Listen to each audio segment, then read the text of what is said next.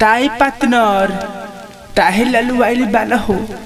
का बताई यार, एक तो जिलेबी नहीं खे बिकत और तो और ओकरा से मिलला बहुत दिन हो गइल बा। वो तरह थे। हाँ वो तरह थे ते तरह थे। बात करो। अच्छा अच्छा बुझ दैनी और ओकर थमथ्या हमरा लगे बा। तो बताओ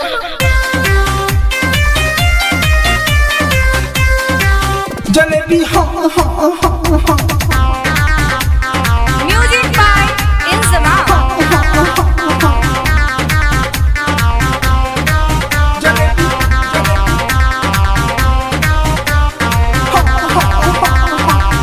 आइल बानी तोहरा गलिया बेचतानी नचता ललिया देखो ना मजनुआ के कैसन भइल बा हलिया छुटता पसीना हसीना जल्दी अब सुन बेबी लेला जलेबी जलेबी हाँ हाँ हाँ जलेबी हाँ हाँ।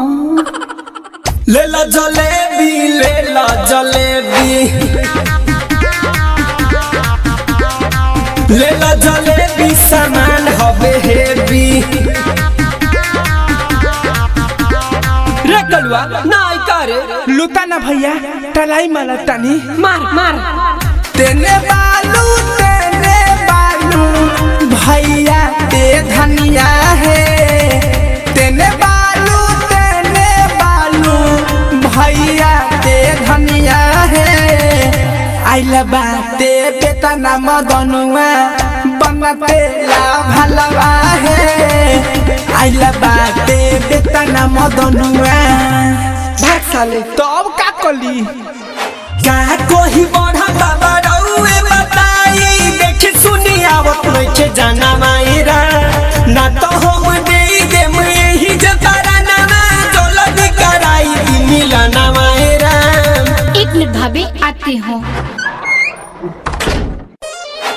बाड़ा तू पागल दीवाना हो गाके बुलावा तेरा गाना हो।